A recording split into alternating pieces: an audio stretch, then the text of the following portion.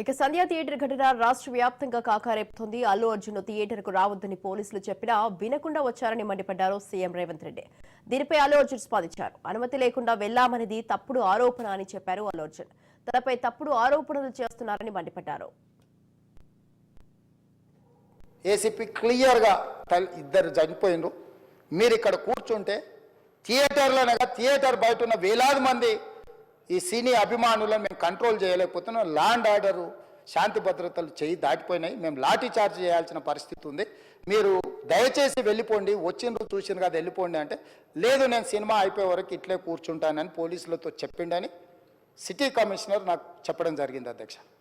కుటుంబము 12,000 రూపాయలు, 3,000కు ఒక టికెట్ 12,000 రూపాయలు పెట్టి సినిమా థియేటర్కి వెళ్తే థియేటర్లో చనిపోయిన 11వ రోజు వరకు వీళ్ళు ఎవరు హీరో కానీ ప్రొడ్యూసర్ కానీ ఎవరు కానీ ఆ కుటుంబాన్ని, చనిపోయిన కుటుంబాన్ని కానీ హాస్పిటల్లో చావు బతుకుల మధ్యలో ఉన్న పిల్లవాడిని పరామర్శించడానికి కూడా పోలేదు అధ్యక్ష.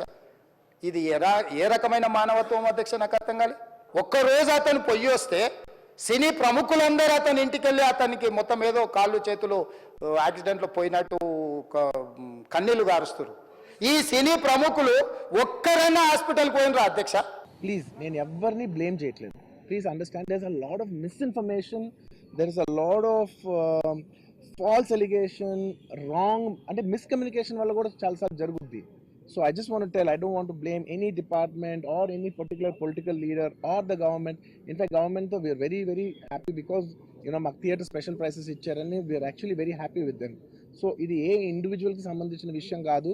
I just want to address everybody that there's a lot of misinformation. నేను ఇలా బిహేవ్ చేశాను, నేను అలా అన్నాను, నేను ఇలా చేశాను అనేది రాంగ్ ఎలిగేషన్స్ పడేసరికి I'm feeling extremely, how do you say, humiliating and character assassination. 20 ఏళ్ళుగా నన్ను చూస్తున్నారు కదా, నేను ఎప్పుడైనా ఇలా చేస్తానా, ఇలా అంటానా, ఇలా మాట్లాడగలనా? అలా అన్నప్పుడు చాలా బాధ వేస్తుంది. మీరు ఇలా అన్నారంట, మీరు అలా అన్నారంట, కాళ్ళు చేతులు ఇరిగిపోతే పర్లేదు అన్నారంట అంటే డెఫినెట్లీ చాలా బాధ వేస్తుంది. అందులో ఏంటి, ఒక నేషనల్ మీడియా ముందు ఇలా మాట్లాడతాం అనేది నా క్యారెక్టర్ అసాసినేట్ చేసినట్టు కదా దేశం ముందు.